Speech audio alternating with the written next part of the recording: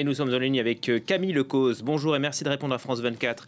Vous êtes chercheuse au Centre de réflexion Migration Policy Institute. 6 à 7 000 migrants seraient donc arrivés en 2 jours à Lampedusa. Est-ce un afflux inédit dans sa taille pour l'Italie et qu'est-ce qu'il explique ?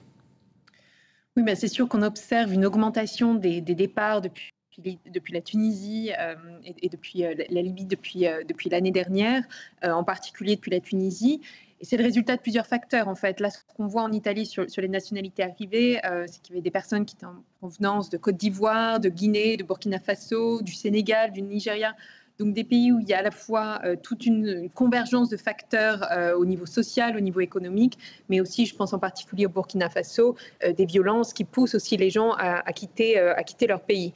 Et on voit que certains avaient certainement le projet de s'installer de manière temporaire en Tunisie. Mais on a vu au cours des derniers mois à quel point la rhétorique du gouvernement raciste qui ciblait les migrants noirs a aussi entraîné un certain nombre de départs de personnes qui finalement ont pris la route vers l'Europe alors que ce n'était pas forcément leur projet initialement. Et pourtant, la présidente du Conseil italien, Giorgia Meloni, leader d'extrême droite, mise sur le président tunisien, Kais Saied, pour retenir les migrants. On a du mal à comprendre. Oui, c'est un peu la stratégie de l'Italie, mais aussi de l'Union européenne de manière plus large, c'est-à-dire de travailler avec les pays aux frontières de l'Union européenne pour limiter ces arrivées-là.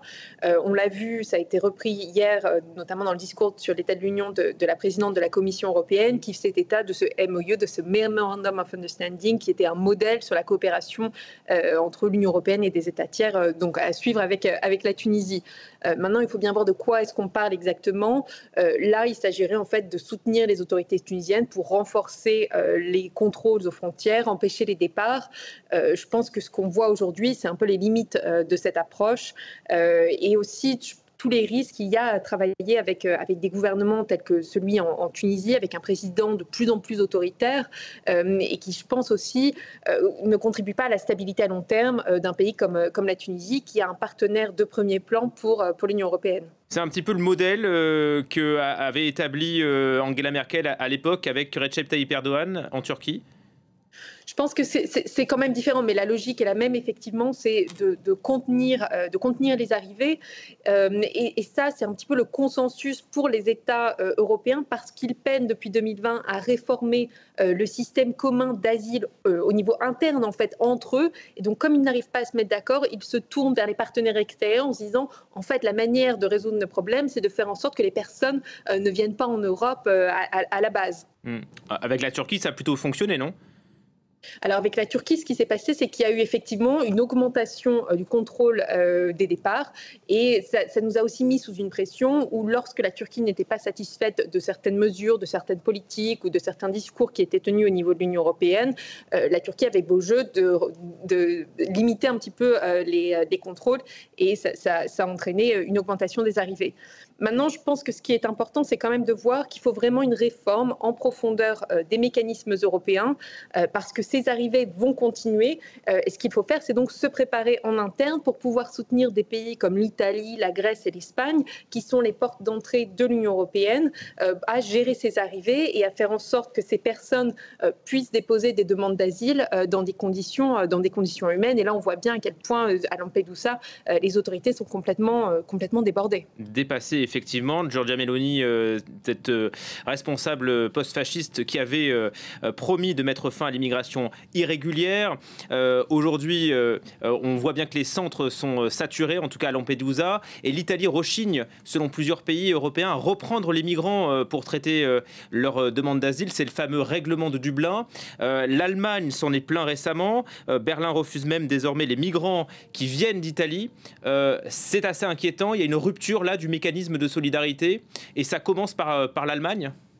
Oui, alors ça fait longtemps que ce principe de solidarité, je dirais, est rompu, que la confiance est rompue, c'est depuis Y compris 2015. Avec les Allemands. Pardon ? Y compris avec les Allemands ? Oui, là, je pense que c'est effectivement un signal fort envoyé par Berlin, mais je pense que ce qu'il faut voir, c'est depuis 2020, les Européens n'arrivent pas à se mettre d'accord sur cette réforme. Et là, on est un peu sur la dernière ligne droite. Il y avait une percée sur cette négociation de ce pacte en juin. Les États européens ont jusqu'à février, parce qu'après, il va y avoir des élections européennes. Donc, ils sont vraiment que quelques mois pour essayer de pousser cette réforme de l'asile. Et ça paraît vraiment, enfin, on le voit notamment du fait de ces divisions, en fait. S'ils n'arrivent pas à se mettre d'accord, c'est un risque pour le projet européen dans son ensemble. Et je pense que c'est aussi un risque pour le principe de territorialité de l'asile, parce qu'on a d'autres États qui, quelque part, ont un intérêt à ce que ces négociations peut-être échouent, n'aboutissent pas, pour pouvoir ensuite vraiment fermer encore plus les portes de l'Union européenne. Maintenant, ce qu'il faut dire aussi, c'est quand bien même les Européens arrivent à se mettre d'accord sur un texte dans les prochains mois, on voit à quel point la mise en œuvre de ces mesures sera compliquée, avec toujours quelque part cette incertitude sur où est-ce que les personnes vont arriver, dans quelles conditions et comment préparer des conditions de réception qui font qu'on ne se retrouve pas dans des situations telles qu'on peut le voir à Lampedusa aujourd'hui. Merci beaucoup pour vos explications. Camille Lecause, chercheuse au Centre de réflexion Migration Policy Institute depuis la Belgique.